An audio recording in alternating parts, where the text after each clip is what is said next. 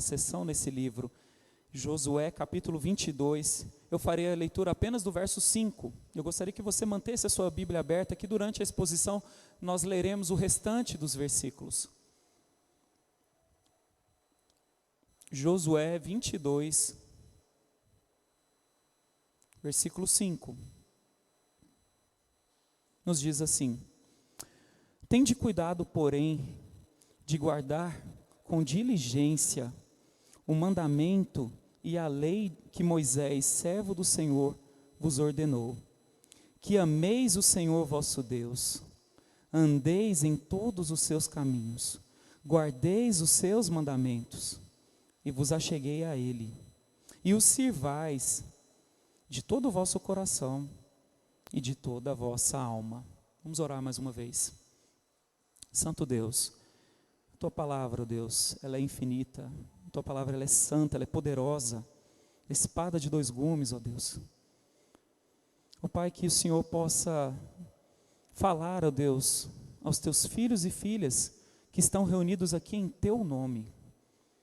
Que Tu venhas, ó Deus, a comunicar aquilo que o Senhor quer.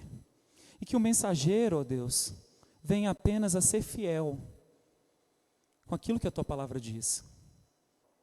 E que, ó Deus, o Senhor mesmo faça o trabalho, ó Deus, que só o Senhor pode fazer, que é colocar, ó Deus, a Tua palavra no mais profundo do coração e da mente dos Teus filhos e filhas, para que possam sair daqui, ó Deus, ávidos por praticarem a Tua palavra, dispostos, ó Deus, renovados, para poder compreender mais o Senhor, conhecer mais o Senhor, e viver, ó Deus, em união, viver, ó Deus, como corpo de Cristo Jesus, aqui na terra. É isso que nós oramos, Pai, em nome e para a glória de Cristo. Amém. Meus irmãos, pensemos um pouco como está a nossa igreja hoje. Eu não digo a nossa igreja aqui, Presbiteriana Aliança, mas digo a igreja no geral. Será que podemos dizer dela que ela está fragmentada? É uma igreja fragilizada hoje perante o mundo? É uma igreja desunida? Quando a gente pensa nos evangélicos do Brasil, como é que nós vemos o quadro hoje? Muita desunião? É uma igreja que é egocentrada, uma igreja que muitas vezes vive para si mesmo e não se preocupa com os de fora ou com a pregação do evangelho, como tem sido hoje. Seria tudo isso e mais um pouco. Quão longe estamos da verdadeira unidade? Que vemos, por exemplo, nas palavras de Martin Bucer, que disse o seguinte: a igreja de Cristo é a assembleia e a comunhão daqueles que foram reunidos dentre o mundo e unidos em Cristo, nosso Senhor, através de seu Espírito e da sua palavra, para serem um corpo e membros uns dos outros, cada um tendo seu ofício e serviço para o bem geral de todo o corpo e de todos os seus membros. O quão perto ou distante estamos dessa realidade dita por Martin Bucer? A nossa igreja é assim. No Brasil, vivemos um evangelho dessa forma? Como que tem sido? Estamos realmente preocupados com o serviço uns dos outros, em estarmos nos apoiando mutuamente, crescendo na graça e na sabedoria de Jesus Cristo? Se não, o que precisamos para sermos ou agirmos assim? Antes de vermos mais sobre esse assunto, que trataremos durante todo esse sermão, um pouco do contexto até aqui que é importante para saber em que ponto nós estamos aqui no capítulo 22. Meus irmãos, começamos aqui a quarta sessão do livro de Josué. E é a quarta e última sessão do livro de Josué. Algumas palavras-chave nos nortearam durante as outras 3 partes. Então, na primeira parte, a primeira sessão, a palavrinha era atravessar. O povo estava atravessando o Jordão para tomar posse da terra. Na segunda sessão, o verbo já era tomar. Então, eles estavam ali tomando posse da terra. A terceira sessão, ela se caracteriza pelo verbo distribuir, onde começa a distribuição da terra às tribos de Israel. Agora, a palavra-chave que vai dominar essa última sessão, que começa exatamente aqui no capítulo 22, é a palavrinha servir. Porque essa sessão diz respeito à resposta de Israel. Nós vemos um Deus atuante, um Deus que levou o seu povo à conquista da terra. E agora o que esse povo deve fazer em relação ao que Deus mesmo fez por eles? A resposta desse povo deve ser o serviço. Deve ser a adoração desse Deus, de todo o coração, por cada um dos seus membros. E não havia melhor forma de servir ao Senhor para a nação de Israel do que serem testemunhas vivas dessa unidade. E aqui nós vamos ver isso. Nós vamos ver algumas implicações disso. Portanto, o tema que nós vamos trabalhar nessa manhã é o seguinte: uma testemunha da unidade. Nós vamos ver isso distribuído ao longo desse capítulo 22. E a primeira ideia que o texto nos traz nessa manhã é a seguinte: o povo de Deus deve estar unido em um propósito. E isso vai compreender a seção dos versos 1 ao verso 9. Eu gostaria que você tivesse aí com sua Bíblia aberta. Meus irmãos, o que há aqui? Josué cita uma união aqui, uma união de propósito entre as tribos de Israel, entre todas as tribos de Israel, mais especificamente entre 2,5 tribos, que já tinham recebido sua herança do lado de lá do Jordão, e as 10,5 tribos, que estavam do lado de cá. Eles estavam unidos. Essas 2,5 tribos que já tinham recebido a herança estavam ajudando os demais irmãos a conquistarem a terra, como ordem do próprio Deus. E nesse momento aqui, meus irmãos, há um clima de despedida. As palavras registradas aqui certamente trazem muito mais peso do que muitas vezes nós percebemos. Aqueles homens, aquelas famílias estiveram juntos durante vários anos, lutando juntos pelo mesmo objetivo, a conquista da terra. E imagina que agora chegou o momento de despedir daquelas 2,5 tribos. Eles iam voltar para suas próprias terras. Perceba como começam as palavrinhas aqui no texto, as palavras do texto aqui nos versos de 1 a 3. Leia aí na sua Bíblia. Então Josué chamou os Rubenitas, os Gaditas e a meia tribo de Manassés. E lhes disse: tendes guardado tudo quanto vos ordenou Moisés, servo do Senhor, e também a mim me tendes obedecido em tudo quanto vos ordenei. A vossos irmãos durante longo tempo até o dia de hoje, não desamparastes, antes tiveste o cuidado de guardar o mandamento do Senhor, vosso Deus. Aqui já há algo notável logo no início. Primeiro ele relata a firmeza daquelas 2,5 tribos em guardar tudo aquilo que o Senhor havia ordenado.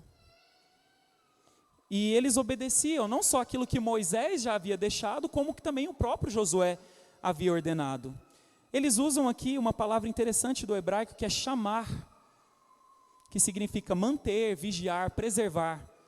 Esses irmãos estavam preservando a palavra de Deus, que lhes havia ordenado que batalhassem juntos pelo mesmo propósito, pelo mesmo objetivo, a conquista da totalidade da terra. O primeiro registro dessa palavra chamar do hebraico se encontra em Gênesis 2:15. Quando Deus colocou o homem no Éden, Ele deu ordem para que o cultivassem e o guardasse. Chamar, o hebraico, guardasse. A ordem de Deus ali era para que ele guardasse o jardim. Nós sabemos que infelizmente o homem não guardou bem o jardim, e as consequências nós sabemos. Mas aqui o povo guarda a palavra de Josué, a palavra de Moisés, servo do Senhor. Então é algo relevante o que está sendo dito aqui acerca deles. Josué é uma testemunha aqui da fidelidade, especificamente dessas 2,5 tribos. Eles guardaram a palavra de Deus, e essa palavra que foi transmitida pelos seus servos. Isso nos leva a pensar, meus irmãos, hoje como estamos em relação à palavra de Deus. Porque eles guardaram a palavra, e nós? E vocês hoje? Estão guardando a palavra de Deus? Estão mantendo viva a palavra de Deus dentro do coração de vocês, da mente de vocês? Nos momentos de dificuldades, de lutas, vocês trazem à mente a palavra de Deus? Você tem bebido da água pura da fonte das Escrituras? O que você tem feito para preservar as ordenanças de Deus vivas? Não só como algo mecanicamente aprendido, mas como algo vivo, dinâmico. Você tem feito o que Davi disse? Um versículo extremamente conhecido de Salmo 119, verso 11. Ele diz: guardo no coração as tuas palavras para não pecar contra ti. Como está a nossa igreja? E quando eu falo igreja, eu me refiro a cada um de vocês. Vocês são a igreja, o corpo de Cristo. Vocês têm guardado a palavra de Deus no coração? Há algo profundo aqui ainda no verso 3. Esse verso que lemos aqui, uma palavrinha aqui muito significativa para nós. Josué cita que eles não desampararam seus irmãos. Meus irmãos, eles se uniram como se fossem um só homem. Não era uma questão de 2,5 tribos somadas às 10 tribos e meia de um lado. A ideia era um só homem. Eles caminhavam tendo um alvo definido, e esse alvo era a glória de Deus. Eles estavam ávidos por obedecerem juntos o mandamento do Senhor na posse da terra, na conquista da terra. Certamente, o apoio aqui dessas tribos em relação às demais tribos não foi apenas militar. Até porque nós sabemos que o Senhor Deus pelejava por eles, e à frente deles. Mas aqui havia certamente um apoio espiritual. Porque no momento em que aqueles irmãos desanimassem, haviam outros irmãos que poderiam chegar e dizer: vamos, o Senhor está conosco, vamos tomar posse da terra. O Senhor já nos deu essa terra. Certamente eles se apoiavam. E no momento em que o desânimo abatia sobre uns, tinha outros que diziam: vamos, prossigamos, vamos tomar a terra. E logo, eles poderiam sim ter pensado da seguinte forma, e isso revela muito do nosso pensamento hoje. Eles poderiam ter pensado assim, mas não pensaram. Já recebemos a nossa parte. Vocês que continuem lutando aí, nós já recebemos a nossa herança. Aquelas 2,5 tribos, eles já tinham recebido a parte deles. Eles poderiam ter se recusado, não obedecido à voz de Deus e dito: vocês que lutem para conquistar o que é de vocês. Mas eles não eram como os crentes da nossa geração. Porque os crentes da nossa geração são crentes individualistas. Pensam de maneira individual. O meu culto, a forma como eu cultuo, são palavras que são ouvidas hoje. Eu não gostei do culto hoje. Foi o culto que falou comigo, que me agradou. Sempre o centro, né? Então, uma marca forte hoje do nosso cristianismo é o individualismo, egocentrismo. Mas aqui esses irmãos, eles não pensaram assim: eu já estou garantido, minha parte está garantida. Não, eles obedeceram a Deus e foram: nós vamos lutar juntos, como se fosse um só homem, num só propósito, num só objetivo. Deus havia ordenado e assim eles cumpriram, assim eles fizeram. Meus irmãos, nada mudou. Deus quer que você continue hoje caminhando com seus irmãos com o mesmo propósito. Mas você diz: mas nós não temos guerra para lutar junto. Talvez algum dia tenhamos, né? Vide Ucrânia. Mas não é o momento atual. Então nós não temos uma guerra, nós não temos uma terra para conquistar. Então qual seria o nosso propósito hoje, pelo qual devemos juntos lutar? Talvez Jesus nos tenha dito algo interessante. Ele disse o seguinte: novo mandamento vos dou,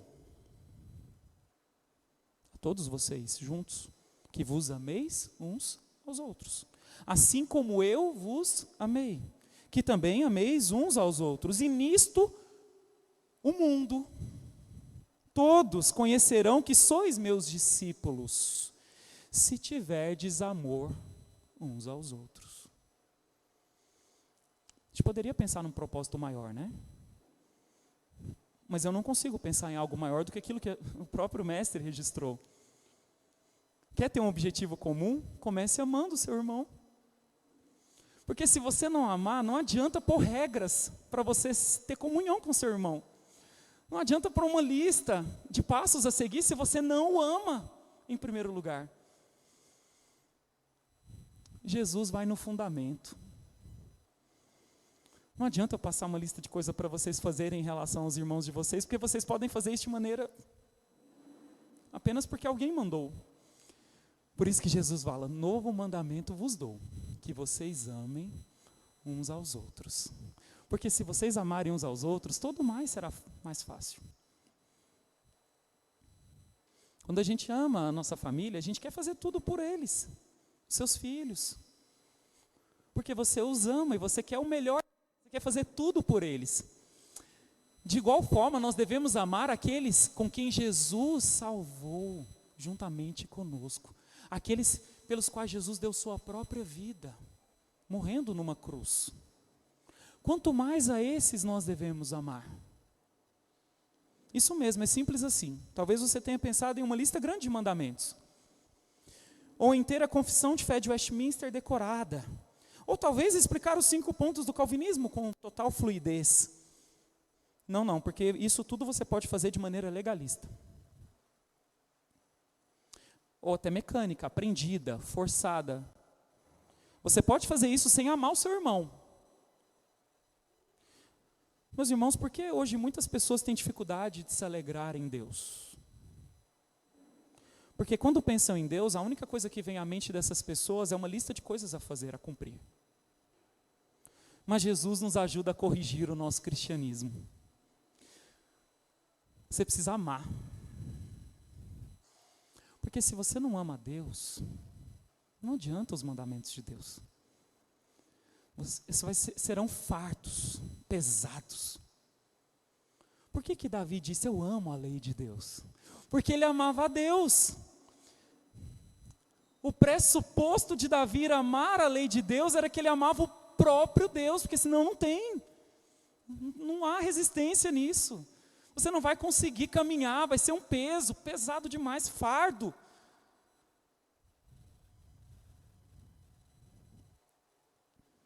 Você precisa amar o seu irmão. Porque como é que é a prova que você ama a Deus? Qual é a prova maior que você ama a Deus? Sabe qual é? Não é se você sabe todos os mandamentos de cor. Não são quantos versículos você sabe de cor. E sim se você ama o seu irmão. Porque se você não ama o seu irmão, o amor do Pai não está em você. E para isso você precisa caminhar junto com o seu irmão. Como que eu amo aquele que eu não ando junto? Que eu não caminho, que eu não partilho da vida? E há várias formas de você servir o seu irmão. Fora aquelas já conhecidas. Você pode servir tocando num grupo de música, se Deus te chamou para tal, dar aula. Essas são formas mais visíveis. Mas existem aquelas invisíveis que são necessárias e importantíssimas. Por exemplo, quando você ora em casa pelos seus irmãos. Quando você compartilha a sua vida comum com seus irmãos, as dificuldades, as lutas. E você está ali mesmo por uma mensagem de WhatsApp, meu irmão, como é que você está? Como é que estão as coisas? Mas com interesse genuíno, não forçado, não fingido, por amor, por preocupação. Você precisa caminhar discipulando o seu irmão. E aqui eu não estou falando de um evento, porque muitas vezes a gente vê discipulado como evento, né? Ah não, é um evento, aí são 12 lições do discipulado. Aí você termina e nunca mais liga para o seu irmão que você discipulou. Não, como é que era o discipulado de Jesus? Era o dia a dia. Vem e me segue. Vamos. Vocês vão ver tudo que eu vou fazer, desde o acordar, dormir, descansar. Meus irmãos, nós precisamos de viver em mútuo discipulado, andando e caminhando uns com os outros. É isso que vai demonstrar o nosso verdadeiro cristianismo. O discipulado deveria ser um estilo de vida do crente verdadeiro. É ligar para o Tiagão, como é que você está, cara? Pô, Luiz, precisando de uma ajuda aqui. Pô, vamos lá, cara. Vamos juntos. O texto segue, leia aí na sua Bíblia, nos versos 4 ao verso 9, dessa primeira sessão. Tendo o Senhor vosso Deus dado repouso a vossos irmãos, como lhes havia prometido, voltai-vos, pois agora, e ide-vos para vossas tendas, a terra da vossa possessão, que Moisés, servo do Senhor, vos deu da além do Jordão. Tende cuidado, porém, de guardar com diligência o mandamento e a lei que Moisés, servo do Senhor, vos ordenou, que ameis o Senhor vosso Deus, andeis em todos os seus caminhos, guardeis os seus mandamentos e vos achegueis a ele, e os sirvais de todo o vosso coração e de toda a vossa alma. Assim Josué os abençoou e os despediu, e eles se foram para suas tendas. Ora, Moisés dera herança em Bazã, a meia tribo de Manassés. Porém, a outra metade deu Josué entre seus irmãos, daquém do Jordão, para o ocidente. E Josué, ao despedi-los para suas tendas, os abençoou, e lhes disse: voltai às vossas tendas, com grandes riquezas, com muitíssimo gado, prata, ouro, bronze, ferro, e muitíssima roupa. Reparti com vossos irmãos o despojo dos vossos inimigos. E assim os filhos de Ruben, os filhos de Gade e a meia tribo de Manassés voltaram e se retiraram dos filhos de Israel em Siló, que está na terra de Canaã, para irem à terra de Gileade, a terra da sua possessão, de que foram feitos possuidores segundo o mandato do Senhor por intermédio de Moisés. Meus irmãos, Josué relata aqui a essas tribos que Deus havia dado descanso a seus irmãos, e que agora eles poderiam voltar em paz para suas terras. Mas ele não faz isso sem antes exortá-los quanto à manutenção da fidelidade a Deus. Ele os abençoa também, e Deus graciosamente concede riquezas a esses homens. Eles voltam com muitas riquezas.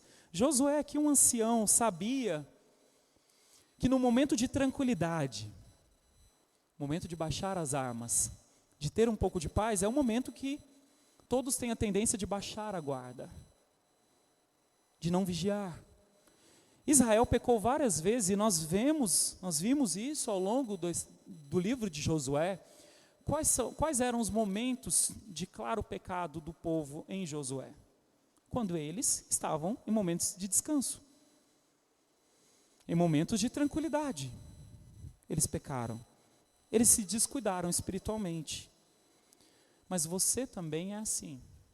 Você age da mesma forma. Quando tudo está bem, normalmente você dá uma relaxada. Aí você já não ora mais, ou ora pouco. Aí você já não lê a Bíblia com aquele afinco. Está tudo bem. E quando está tudo bem, você acha que está tudo bem por causa de você mesmo. Você pensa, eu estou gozando paz, tudo dá certo. Você pensa que é por causa da sua própria habilidade e artimanha. E aí você deixa de buscar a Deus. Você deixa que a rotina tome conta. A dificuldade, meus irmãos, é um lembrete para todos nós, que devemos nos apegar a Deus o tempo todo. O comentarista diz o seguinte: não devemos perder a ordem aqui. Primeiro você ouve a Deus. Você tem que ter o cuidado de ouvir, estar absorvendo a palavra de Deus. Então nós lhe damos o nosso amor. Não diz que a fé vem pelo ouvir a palavra de Deus. E nós lhe amamos por isso. Então vem uma caminhada de obediência. Porque se você misturar isso aqui, você desvia para uma heresia. Amar sem ouvir, ou para o legalismo, obedecer sem antes amar. E meus irmãos, como o nosso cristianismo é permeado dessa mistura. Nós vemos claramente hoje no evangelicalismo moderno, especialmente meios pentecostais, neopentecostais, essa primeira parte, o amar sem ouvir. As pessoas não querem estudar a palavra de Deus. Elas querem simplesmente amar, e não conhecem o alvo do amor. O que incorre em graves e desvios, heresias surgem. Aí a imaginação humana é muito fértil. E aí começa a vir umas coisas estranhas, esquisitas, práticas estranhas, porque não estudam a palavra de Deus. Mas o outro lado é igualmente perigoso. As pessoas que querem simplesmente obedecer, mas não têm nenhum afeto. Elas não amam a Deus primeiro. E aí, sabe o que acontece com essas pessoas? Elas são tristes, amarguradas, porque Deus para elas é apenas alguém que lhes dá ordens, e não um pai que ama os seus filhos, e que seus mandamentos são uma forma de proteger os seus filhos. Elas encaram apenas o mandamento de Deus como algo, tem que cumprir, como se fossem ali militares treinados para uma obediência fria, sem reflexão, porque não amam a Deus. E nisso você tem o outro lado, que é o legalismo. mas nós não devemos estar em nenhum desses lados. Por isso, ame a Deus, ame seus irmãos, vivam com um propósito apenas, cresçam à medida, à estatura de Cristo uns com os outros. Mas o texto ele prossegue e diz que nós também devemos estar unidos na pureza. E isso vai estar a partir do verso 10 até o verso 20. Nós temos aqui, meus irmãos, nessa sequência desse texto, algo muito interessante. O povo de Deus está se unindo aqui pela pureza espiritual. E como isso vai se dar? Leia aí, dos versos de 10 a 12, acompanhe na sua Bíblia.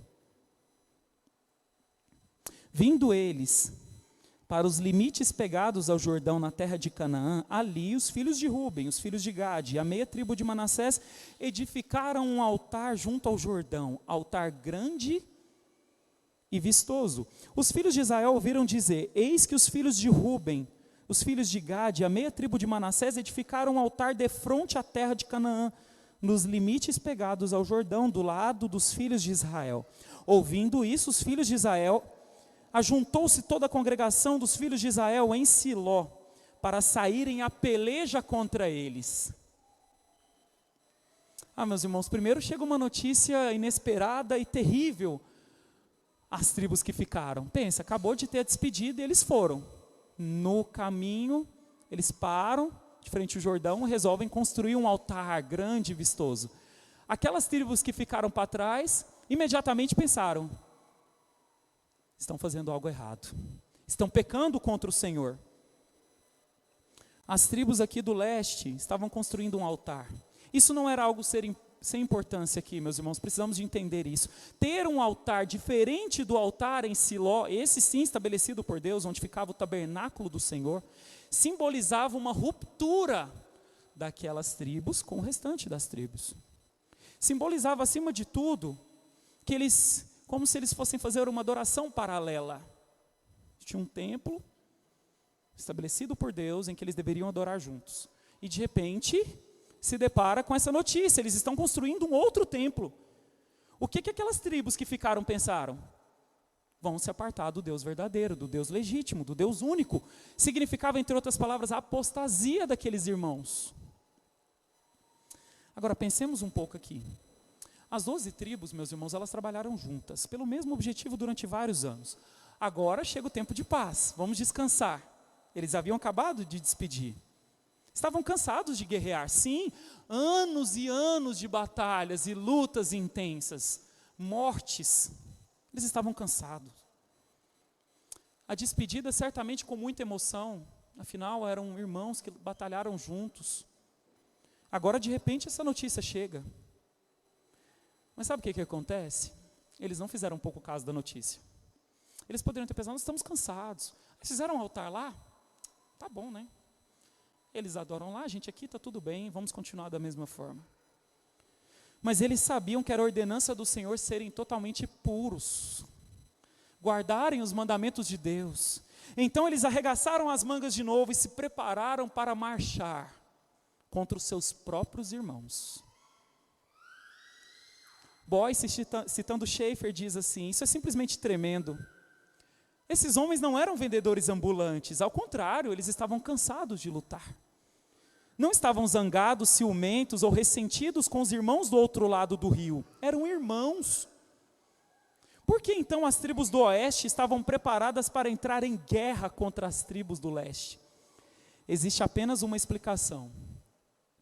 Embora amassem os irmãos do leste e estivessem cansados de lutar, no entanto amavam mais a honra de Deus e estavam determinados a não deixar que nada se opusesse a ela. Eles eram zelosos por Deus.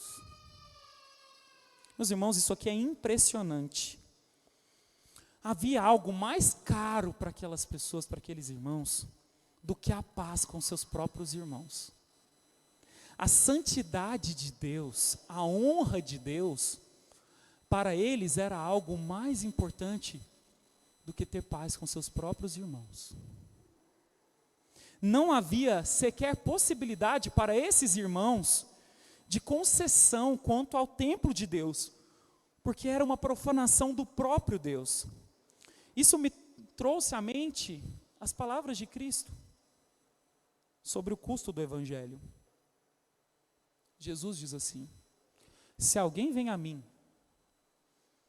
e não aborrece a seu pai, sua mãe, mulher, filhos e irmãos e irmãs, e ainda sua própria vida, não pode ser meu discípulo. E qualquer que não tomar a sua cruz e vier após mim, não pode ser meu discípulo. Mas, irmão, vocês compreendem o que isso significa? Significa o seguinte: não há negociatas quando se trata da honra de Deus. É um princípio inegociável, não tem como ser cristão e não amar a pureza. Não dá para ser cristão e viver confortável nesse mundo caído. Não dá para ser cristão e ao mesmo tempo agradar todo mundo à sua volta. Se você quiser agradar os seus parentes, seus irmãos de sangue,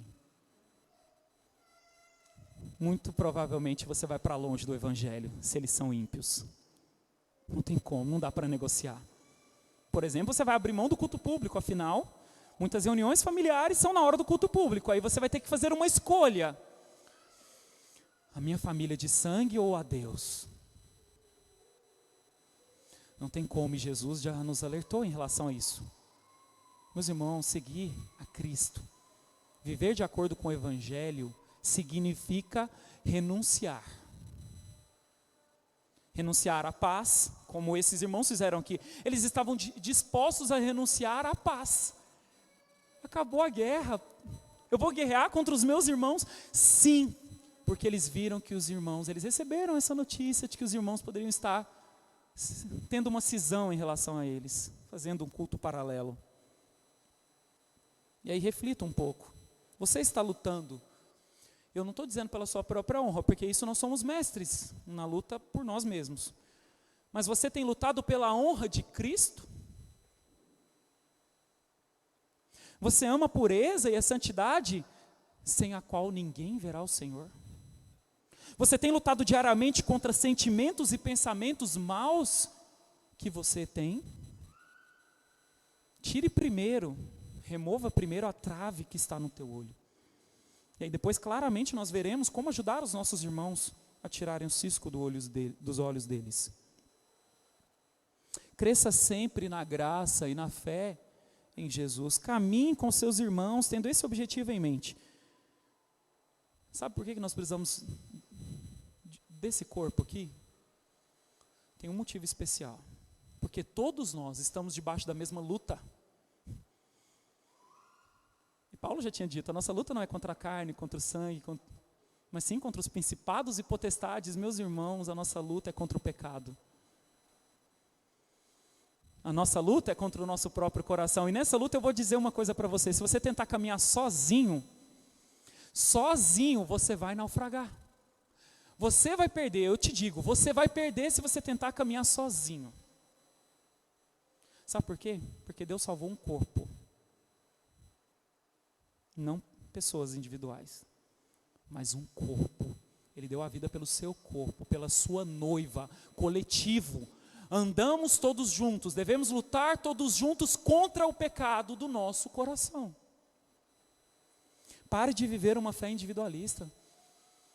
Meus irmãos, como questões culturais, questões da cidade, nós vivemos falando isso, Brasília é uma cidade fria. Então não seja frio. Brasília é uma cidade indiferente, os vizinhos não se conhecem, então não seja assim. Preocupe-se com as pessoas que moram do seu lado. Ore por elas, comece orando por elas. Eu não vou bater na porta delas. Se orar por elas, já vai ser um caminho. Comece por aí. Comece se importando. E comece se importando, sabe com quem? Com seus irmãos aqui dentro. Porque senão, meus irmãos, não vamos fazer lá fora. Não vamos nos enganar. Eu não vou ter um amor pelas pessoas do mundo se eu não amo quem está aqui. Se o amor não começa aqui, como eu vou amar quem é de fora? No texto acontece um movimento interessante. A guerra ela não começa de imediato. E aqui é uma outra lição para nós pesada. Porque muitos de nós iríamos como um trator. Guerra, vamos acabar com eles agora. Porque você faz isso com seu irmão. Você não pergunta o que está acontecendo, você chega e fala, pá, e já joga no lombo dele, descarrega no lombo dele tudo aquilo que você quer descarregar. Mas aqui não acontece isso. As tribos do oeste estavam sim prontas para a guerra, eles entenderam que era um motivo justo, existia um motivo para guerrear. Mas antes, eles enviaram uma comitiva para investigar a situação e ver se o erro que acreditavam estar acontecendo não poderia ser corrigido, ser sanado. Aqui nós vemos unidos o amor e a preocupação com a santidade de Deus. Um não precisa sair, meus irmãos, e aqui nós confundimos. Porque muitas vezes nós temos o motivo correto, mas não amamos. E aí a gente mete o pé pelas mãos quando vai falar com os nossos irmãos. Primeiramente eu tenho que amá-lo primeiro. Aí depois eu chego, meu irmão, vamos ver isso aqui juntos? Vamos olhar a palavra aqui, vamos. Eu percebi isso, vamos olhar isso aqui juntos. Eles mandam uma comitiva para averiguar a situação, para ver se não tinha como ser sanado antes de ter uma guerra entre irmãos. Um não foi esquecido ou ignorado por causa do outro. Nós vemos aqui que a comitiva do oeste, ela foi direta também ao descrever o que a preocupava. Eles chegam, meus irmãos, não tem rodeio.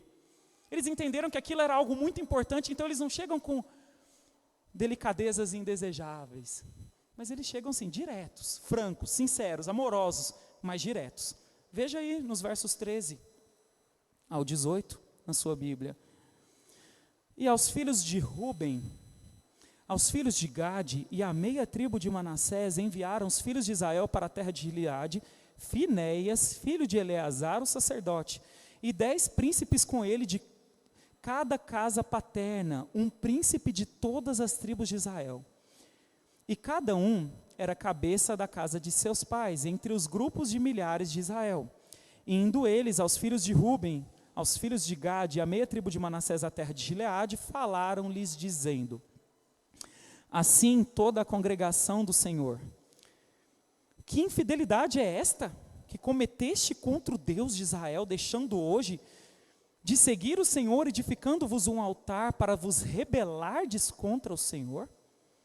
Acaso não nos bastou a iniquidade de Peor, de que até hoje não estamos ainda purificados, posto que houve praga na congregação do Senhor, para que hoje abandoneis o Senhor? Se hoje vos rebelais contra o Senhor, amanhã se irará contra toda a congregação de Israel. Se a terra da vossa herança é imunda, passai-vos para a terra da possessão. Meus irmãos, perceba aqui a linguagem direta desses irmãos, o assunto era urgente. Eles estavam sim com amor, eram seus irmãos, lembra? Eles acabaram de se despedir desses irmãos. Mas eles também tinham um senso de urgência, então eles foram direto ao ponto. As palavras são claras, rebelião é chamado de rebelião, eles não tentam usar eufemismos. Não, acho que vocês deram uma deslizada aqui. Muitas vezes a gente, acho que aconteceu isso. Não tem isso, ó. Vocês estão em rebelião. Não se pode fazer isso, vocês estão construindo outro templo, eles são diretos, francos, diretos. Existe uma conexão clara aqui, meus irmãos, entre a desobediência de um e o sofrimento de muitos. Nós vimos aqui que toda a congregação de Israel, eles dizem que Deus se iraria contra eles, por causa do desvio dessas 2 tribos e meia. Todas as demais tribos sofreriam por conta disso.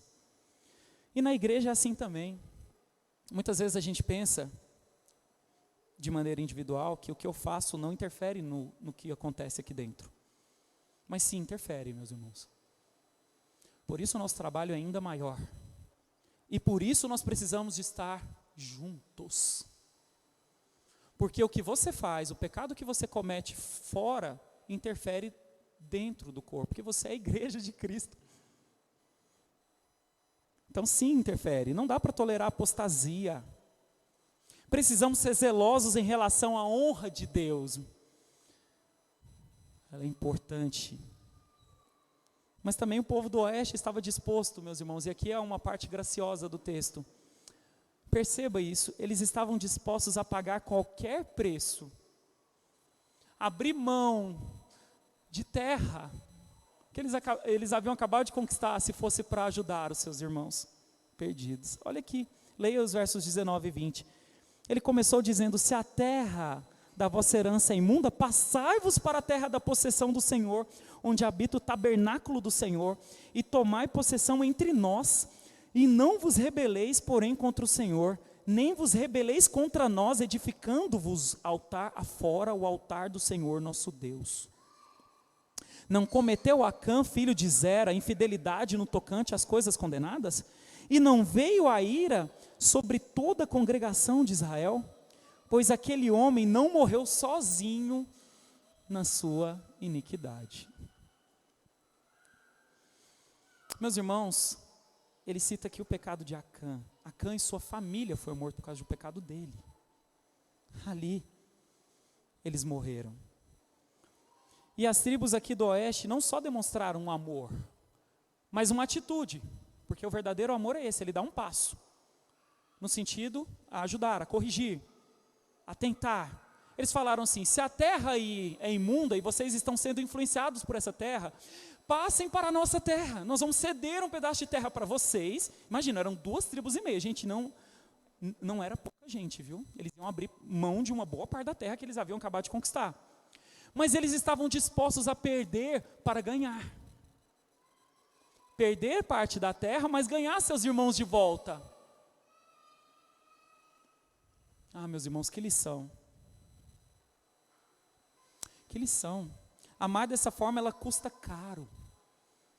Mas é extremamente necessário. Através desse amor abnegado e disposto a assumir danos, muitas pessoas passam a crer em Jesus e veem a diferença real dele na vida dos seus discípulos. Ah, meus irmãos, que testemunho nós daremos se estivermos dispostos em relação àquilo que Deus nos deu de posses, a abrir mão, se for necessário, de vontades, escolhas, para que a gente possa resgatar os nossos irmãos, trazer os nossos irmãos para perto de nós. Vem cá, meu irmão, vamos caminhar junto. Que lição.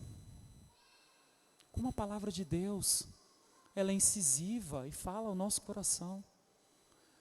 Você precisa abrir mão, estar disposto. Fala: Senhor, estou disposto a abrir mão do que for necessário. Do que for necessário. Daquilo que muitas vezes é lícito, mas que não convém. Para que eu possa amar o meu irmão e trazer ele para perto de mim. E que a gente juntos possa adorar o mesmo Deus. Perceba as palavras de Jesus em João 10, 17 e 18. Por isso o Pai me ama. Perceba o exemplo que nós devemos ter. Porque eu dou a minha vida para reassumir. Ninguém a tira de mim, pelo contrário, eu espontaneamente a dou. Tenho autoridade para entregar e também para reavê-la. Esse mandato eu recebi de meu Pai. Meus irmãos, se quisermos amar uns aos outros dessa forma abnegada, precisamos de estar dispostos como Jesus. Ah, meus irmãos, Jesus deu aquilo que tinha de mais precioso, a sua própria vida. O que Deus tem pedido de você? O que Ele pede de você? Muitas vezes Ele pede tão pouco. É uma carona, é uma ajuda, é uma oração. E Ele vai fazer isso através dos seus irmãos. Entendo que quando o irmão te procura, Deus quer que você o ajude. Se você não consegue ajudar, chama alguém, vamos ajudar, mas se preocupe. Você compreende a importância da união pela pureza na vida? Meus irmãos, muitas vezes olhamos para a vida dos puritanos e nos vemos muito distantes do que eles viveram. Não é utopia.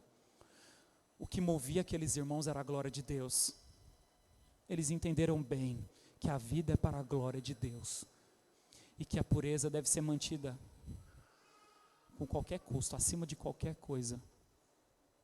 E nós precisamos de caminhar juntos nisso. porque só seremos puros se caminharmos juntos e nos ajudarmos mutuamente. Ame seus irmãos. Mas ainda, o texto nos reserva uma outra lição. O povo de Deus também deve estar unido em louvor, em adoração. Quer saber o que mais me surpreendeu nesse texto? Vem agora. Veja aí os versos 21 a 23. Então responderam os filhos de Ruben, os filhos de Gade e a meia tribo de Manassés e disseram aos cabeças dos grupos de milhares de Israel: o poderoso, o Deus, o Senhor poderoso, o Deus, o Senhor, Ele o sabe. E Israel mesmo saberá. Se foi em rebeldia ou por infidelidade contra o Senhor, hoje não nos preserveis. Se edificamos altar para nos apartarmos do Senhor, ou para sobre ele oferecermos holocausto e ofertas de manjares, ou sobre ele fazemos oferta pacífica, o Senhor mesmo de nós o demande. Meus irmãos, perceba a reação dessas 2 tribos e meia após serem confrontados. Eles concordaram com as acusações. Fica claro que eles não eram crentes fake news, e sim crentes de verdade. Ao serem confrontados, eles falaram: é isso, está certo. Hoje em dia, como funciona? Você chega para ajudar um irmão a enxergar um pecado, aí ele te ouve, e chega no fim e ele fala assim: mas essa é só a sua opinião. Perdeu-se tudo. Normalmente, respostas assim indicam que a pessoa não é salva. Pois alguém que é dotado do Espírito teme a Deus e seus mandamentos. É óbvio que tudo que você diz a alguém é a sua opinião. Mas no crente, meus irmãos, deveria causar no mínimo um desconforto, do tipo seguinte: será que essa opinião está certa? Será que Deus pensa assim? Será que está isso registrado nas Escrituras? Então, quando alguém chega para te falar algo, primeiramente pense: será que Deus mesmo já não disse isso? Será que não é o que Deus quer de mim? Meus irmãos, o crente verdadeiro, ele se preocupa com isso. Ele não ouve e fala assim: se é sua opinião, e você vai embora. Você se preocupa e você vai investigar e procurar. E quando há dúvidas nisso, e haverão dúvidas, você e seu irmão precisam de estudar juntos a Bíblia, para ver se é isso mesmo que Deus quer dele. Se chegarem à conclusão de que Deus falou, esse irmão faltoso deve concordar com aquilo que foi dito e viver em conformidade com essa palavra. Esses israelitas da tribo do leste não só concordaram com a natureza das acusações, mas também com a justiça do julgamento. Eles falaram assim: se isso é verdade, não só concordamos, como aceitamos o juízo de Deus sobre nós. Como eles pensavam diferente do que nós pensamos. Como eles receberam isso. Imagine isso, não tinha milindre, não tinha desculpa. Eles disseram: é isso mesmo, e se for achado em nós a culpa, que venha sobre nós a justiça de Deus. Seria o sonho de qualquer liderança de igreja fiel, conselho, confrontar um irmão e ele falar assim: é isso mesmo. Se for achado culpa em mim, eu estou disposto a cumprir a pena necessária para ser restaurado. Esse tipo de submissão é raríssima hoje. Como você age quando você é confrontado? Quando é você que está na berlinda? E meus irmãos, o fato é que ninguém gosta. E você não precisa de gostar de ser confrontado. Você precisa de dar ouvidos. Ouça. Leve em consideração. Leia a Bíblia. Vê se é uma orientação de Deus. Porque se o seu irmão está te falando algo de Deus, uma orientação de Deus, que está na palavra de Deus, se você não ouvir, não é o seu irmão que você não está ouvindo, mas é a Deus. E meus irmãos, especialmente quando alguém ocupa a posição de liderança, a tendência é que nesses casos, quando você vai confrontar alguém que está em posição de liderança, é que o orgulho tome conta. Então pense então em quão orgulhoso você é. Como isso é grave diante do nosso Deus. Meus irmãos, o orgulho ele fecha portas para correção e crescimento espiritual. Ele coloca uma barreira. Você fala assim: não, sai. E você deixa de ver a graça de Deus agindo. trazendo a você e fazendo você enxergar algo que você não enxergava. Na maioria das vezes, um confronto como esse numa igreja termina mal para a vergonha nossa. Mas no caso aqui, tudo terminou bem. Vamos ver como isso acontece? Leia aí nos versos 24 a 29. Pelo contrário, fizemos por causa da seguinte preocupação. Veja aqui o que movia o coração das 2,5 tribos. Amanhã vossos filhos talvez dirão a nossos filhos: que tendes vós com o Senhor Deus de Israel? Pois o Senhor pôs o Jordão por limite entre nós e vós. Os filhos de Ruben, os filhos de Gade, não tendes parte no Senhor.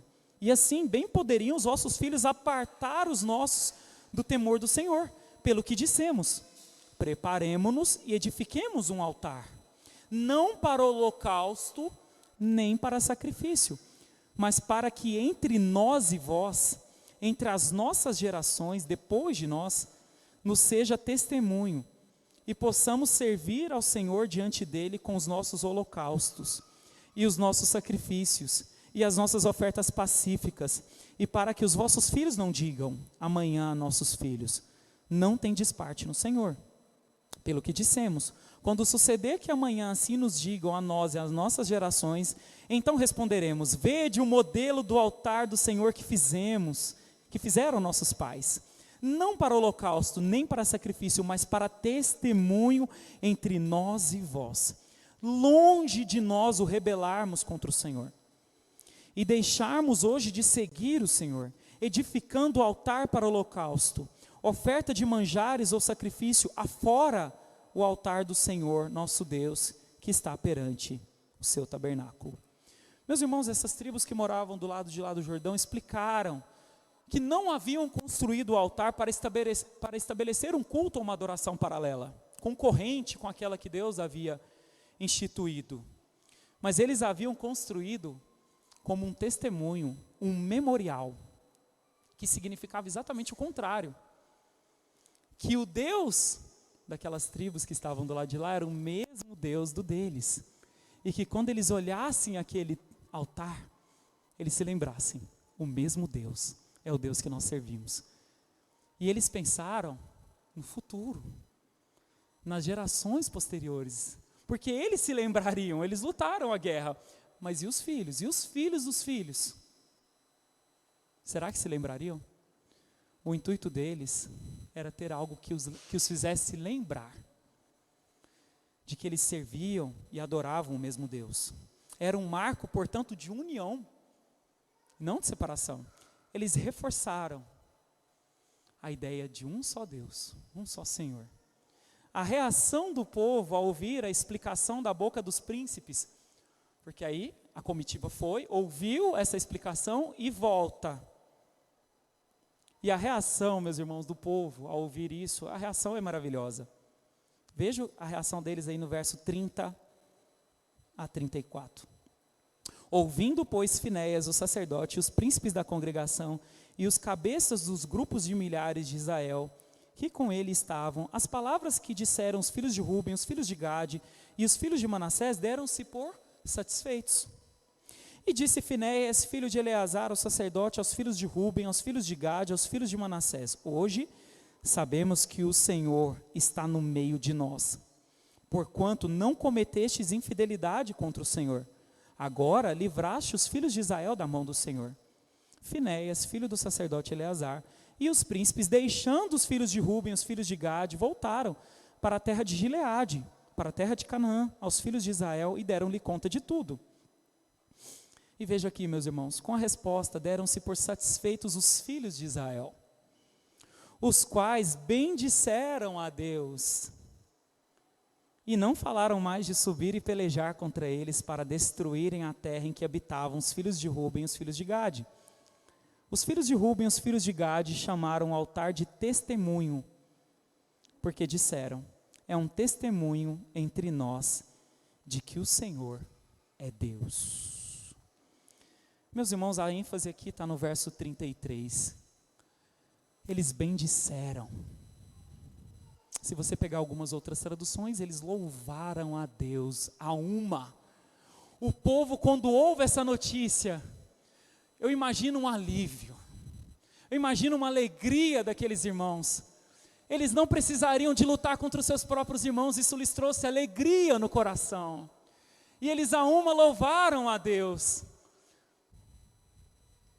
Primeiro que eles não precisariam de lutar contra os seus irmãos. E o mais importante, que aqueles irmãos não tinham se desviado da palavra de Deus.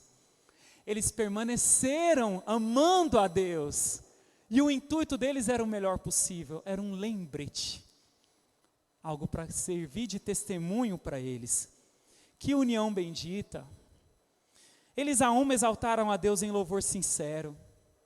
E meus irmãos, por que essa história que tinha tudo para dar errado acabou tão bem? Segundo Schaeffer, 2 pontos essenciais aqui. Primeiro, houve uma clara concordância acerca da importância da doutrina e da verdade. Uma compreensão de que a santidade de Deus exige que nos curvemos diante dele e obedeçamos aos seus mandamentos. Então a primeira coisa para que desse certo aqui era uma clara disposição de lutar pela verdade que havia naqueles irmãos. Segundo, aqueles que foram valorosos em sustentar a verdade também foram corajosos para agir em amor. Uma mistura de verdade e amor é tudo que nós precisamos para o nosso cristianismo. Uma verdade abastecida pelo amor e um amor abastecido pela verdade. E assim nós conseguiremos, sim, falar com os nossos irmãos com clareza, direto, mas ajudá-los, trazê-los e juntos a uma louvarmos. Somos chamados a sermos unidos no louvor ao Senhor, e isso mostra a realidade da existência de Deus e seu caráter ao mundo. Imagine a alegria de ambos os grupos ao verem aquele belo memorial, os do lado de cá e os do lado de lá. Eles olhavam e viam, e aquilo simbolizava para eles: o mesmo Deus é o nosso Deus, o Senhor Deus Todo-Poderoso, Deus das batalhas, o Deus que vai à frente é o nosso Deus, Ele nos une. Eles reconheceram em conjunto a grandeza e a força do mesmo Senhor. Isso por inúmeras gerações. Que belo caminho eles trilharam. E nós devemos fazer hoje o mesmo. Nos ajuntamentos solenes como esse aqui, devemos juntos prestar toda honra, louvor ao único Deus e Senhor das nossas vidas, ao nosso Salvador glorioso, Jesus Cristo justo. Celebrar também a presença ativa, dinâmica do Espírito Santo em nós. Meus irmãos, vocês têm todos os motivos do mundo para adorar com alegria junto com seus irmãos. A questão é, por que você não faz? Por que você não adora junto? Por que você não se alegra? Por que você não canta? Por que você não louva? Por que você não bendiz a esse Deus? Por que você está enfadado da igreja? Por que é um peso estar aqui de manhã e à noite? Sim, muitas vezes a sua postura demonstra enfado, cansaço. Tudo se torna motivo de cansaço e desânimo. Por qualquer motivo você deixa de ter parte, de estar junto com seus irmãos. Deixa de vir ao culto, deixa de trabalhar para o Senhor que te deu a vida, a respiração e tudo mais. E não é possível, meus irmãos, não é possível você se sentir completamente à vontade quando o culto acontece e você não está nele. Porque isso revelaria o quão mundano você já está. Porque, meus irmãos, se não incomoda o fato de você não estar no culto, o fato de você não adorar em comunidade, se isso já não te traz incômodo, preocupe-se bastante. Preocupe-se bastante, porque talvez você já esteja para lá. O mundo já está te enredando, e você já não tem mais prazer em adorar junto com a comunidade. Quanto da cultura secular já tomou conta do seu coração? Você consegue pensar nisso? Por que você teima tanto em obedecer à palavra de Deus? Meus irmãos, Deus criou uma comunidade, essa comunidade aqui, várias comunidades espalhadas pelo mundo, baseados na aliança com Ele. Ele não te chamou para uma carreira solo, nem para que você brilhe mais que o seu irmão. A ideia não é para que haja luz em você e menos luz no seu irmão. Ele te chamou para andar lado a lado, batalha a batalha, luta a luta, até que, palavras de Paulo, todos cheguemos à maturidade da fé. e na estatura da plenitude de Cristo. Concluindo, meus irmãos, nós vimos hoje um grande testemunho de unidade do povo de Deus. Os princípios que foram trabalhados permanecem e precisam ser aplicados por nós em nossa vida cristã. Deus quer que estejamos unidos em propósito. O que Paulo diz à igreja de Filipos: completai a minha alegria, de modo que penseis a mesma coisa, tenhais o mesmo amor, sejais unidos de alma, tendo o mesmo sentimento. E aí ele completa: tende em vós o mesmo sentimento que houve também em Cristo Jesus, o nosso Senhor. Percebe a união das coisas? Você vai conseguir ser mais discípulo de Cristo à medida que você pensar concordemente com seu irmão, caminhar no mesmo amor, na mesma graça, tendo o mesmo sentimento, porque nós somos servos de Cristo. Paulo diz: sede meus imitadores como eu sou de Cristo, andeis no mesmo propósito. Mas Deus quer também que sejamos unidos na pureza. E João tem uma parte interessante, porque muitas vezes as pessoas veem Jesus e não veem o quanto Jesus lutava pela glória do Pai. E esse texto é um texto que nos mostra isso. O quanto ele lutou, obviamente, pela pureza. Diz assim o texto: era quase a época da festa da Páscoa judaica, de modo que Jesus subiu a Jerusalém. No pátio do templo viu os comerciantes que vendiam bois, ovelhas, pombas para os sacrifícios. Também viu negociantes em mesas trocando dinheiro estrangeiro. Jesus fez um chicote com cordas e os expulsou todos do templo. Pôs para fora as ovelhas e os bois, espalhou as moedas dos negociantes no chão e virou as mesas. Depois foi até aqueles que vendiam pombas e lhes disse: tirem essas coisas daqui, parem de fazer da casa do meu pai mercado. Você quer ser discípulo de Jesus? Lute pela pureza. Lute pela pureza do culto. Lute pela pureza do seu coração, da sua vida. Caminhe junto com seu irmão pela pureza. Que você possa caminhar com o Senhor em verdade. E além disso, Deus quer que nós sejamos também unidos em louvor. E Apocalipse nos traz o desfecho, conhecido como o livro dos fins dos tempos, né? E 19, 6, 8. Mas já no finalzinho de Apocalipse nos diz o seguinte: em seguida ouvi outra vez algo semelhante ao som do clamor de uma grande multidão, como o som de fortes ondas do mar, com o som de violentos trovões. Aleluia! Porque o Senhor nosso Deus, o Todo-Poderoso, reina. Alegremo-nos, exultemos e a Ele demos glória, pois chegou a hora do casamento do Cordeiro, e a noiva já se preparou.